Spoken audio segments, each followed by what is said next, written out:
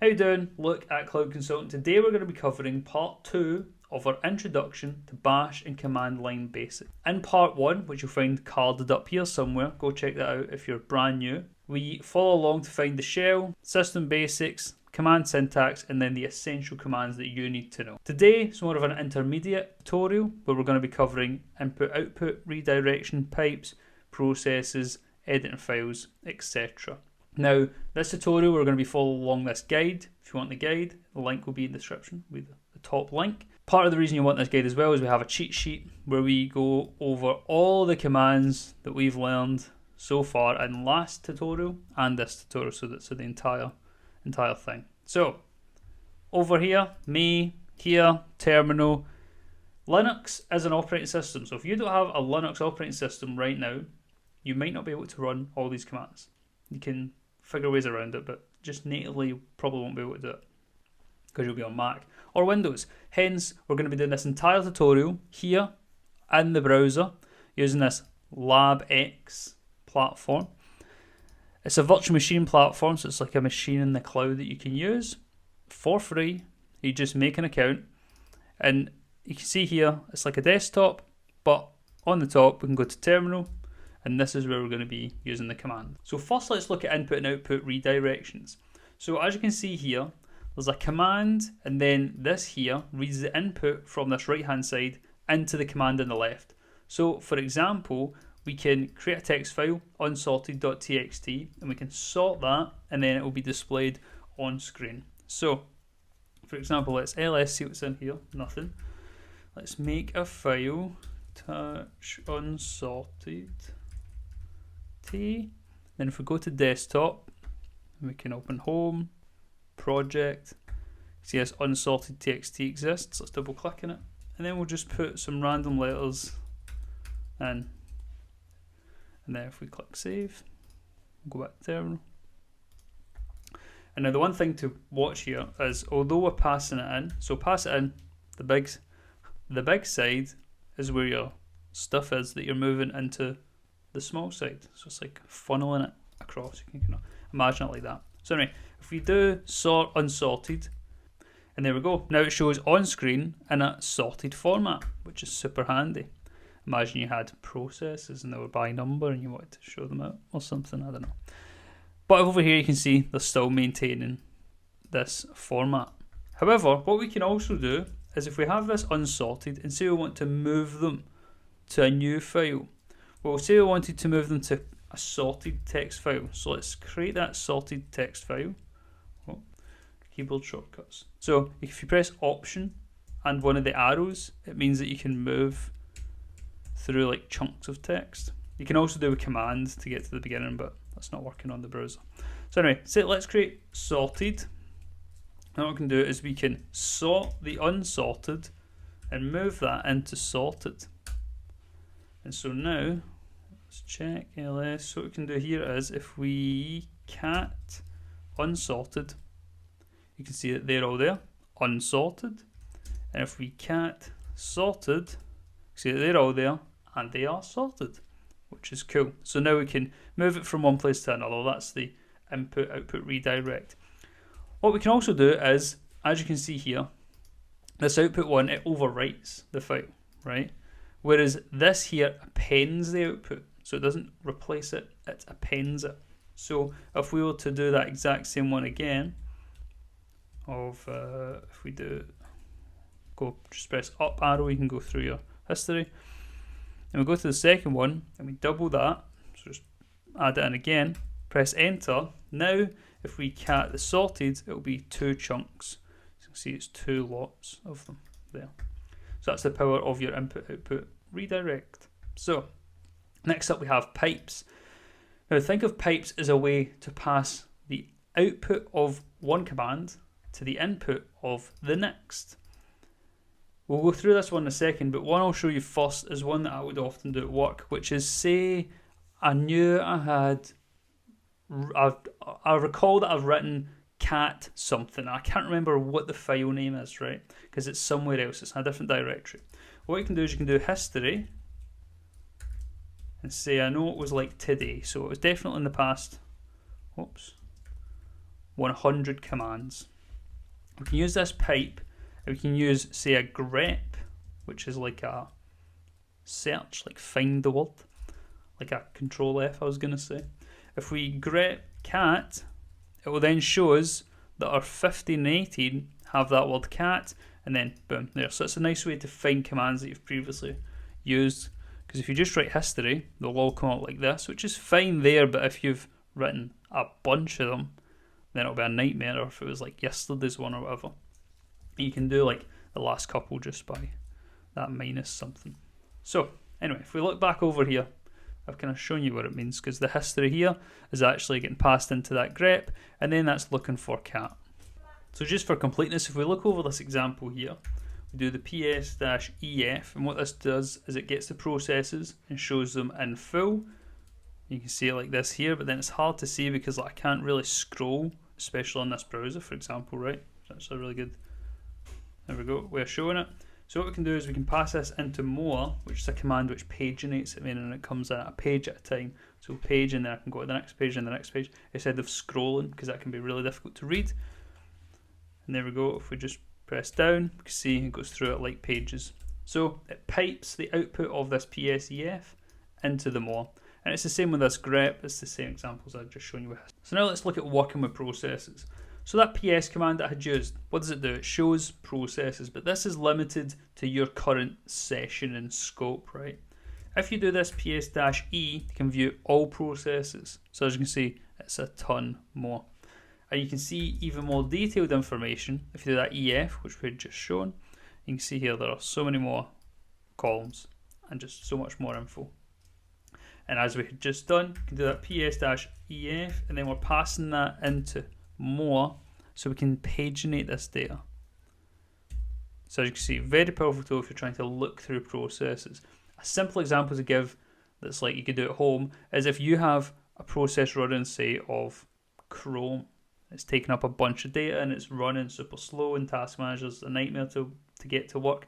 You can look for the process and then you can actually kill it in future. So we're actually going to get on to killing processes in a bit. Within this scope of processes, we can also see what users are here. There are no users. I'm imagining because this is a virtual machine, it's just not indicating that we're users. Additionally, we can get elevated privileges, such as like run as administrator, but terminal version, by using this sudo command. Now I don't know how much it will work because you're in some browser, right? Because you don't want to be going in and modifying stuff, you know, in this virtual machine. What we can try and do is sudo apt update, and what this does is that updates the package manager. And you can see that's it running. And there we go, it's updating all the packages.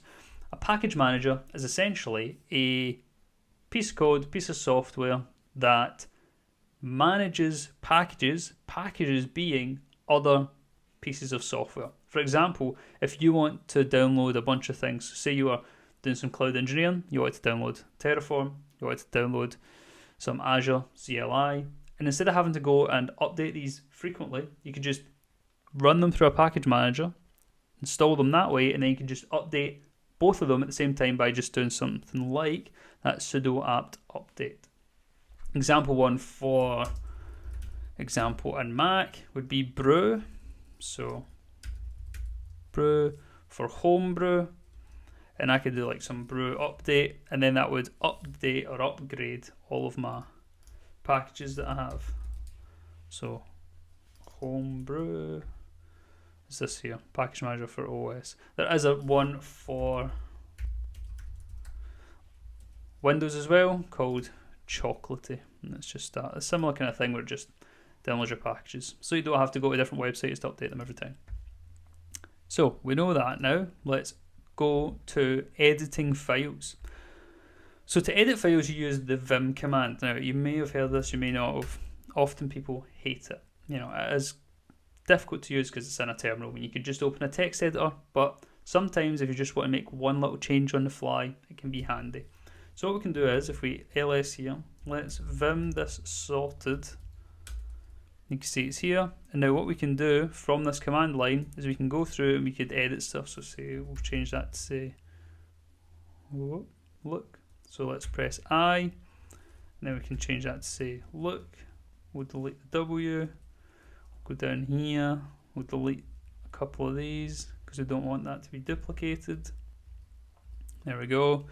And let's change another thing here. Change that to B. Right, and then when you're done, press escape.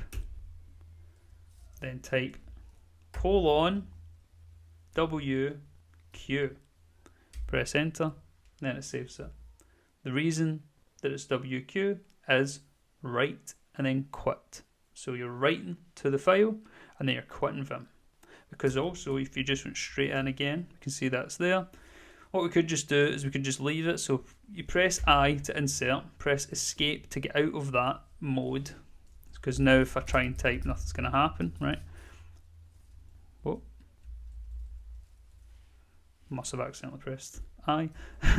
But now that we've accidentally made changes, what we can do is we can colon Q and then exclamation mark is quit, but don't save my changes. So if we go back in, we can see it's still the same way it was. So let's colon Q, there we go, and we're out of it. Little bonus one for you. So next up, managing background processes. So to run a process in the background, what you can do is put this and in front of it. So a nice simple command that will run is sleep because it won't do anything. This is normally you would add this into say a script if you want it to wait for something. So we'll do a sleep 60. So that's going to sleep for a minute. And then if we do this and, it will just run in the background. And there we go. So now if we do this PS, we can see that sleep command is run. And it's just running in the background. So we can do jobs, and then that will allow us to see only our background processes.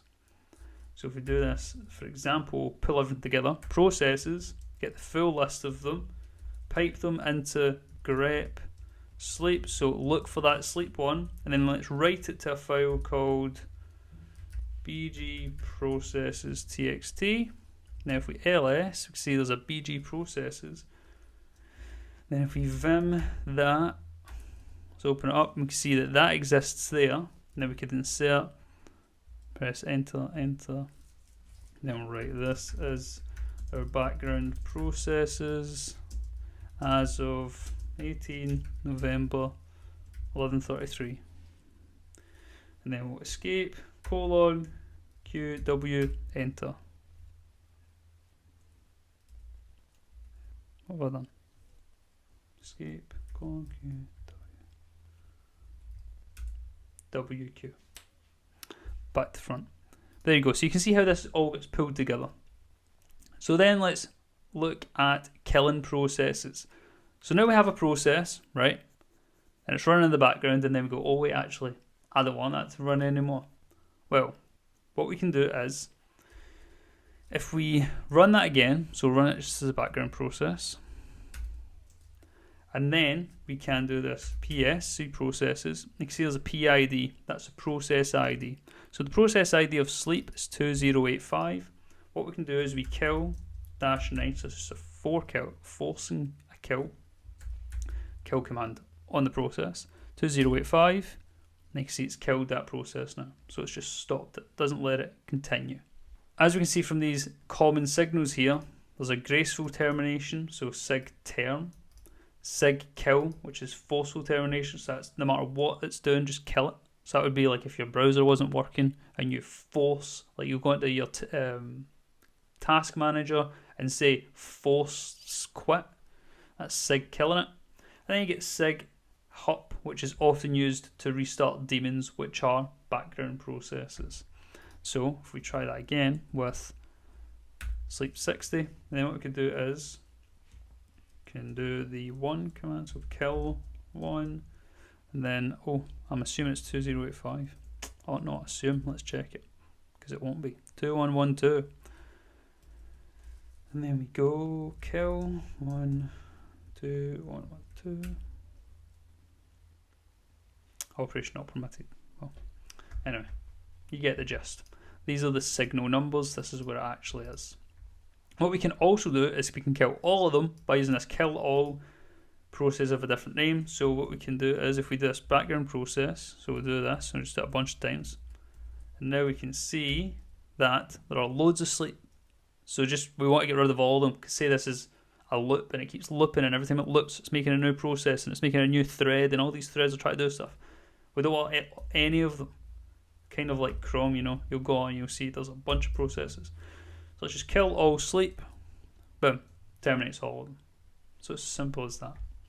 And so that concludes our Linux for Beginners. I hope you enjoyed. If you did, leave a like and subscribe. If you have any comments, questions, queries, let me know below. And make sure to go to the first link in the description and get your bash commands cheat sheet.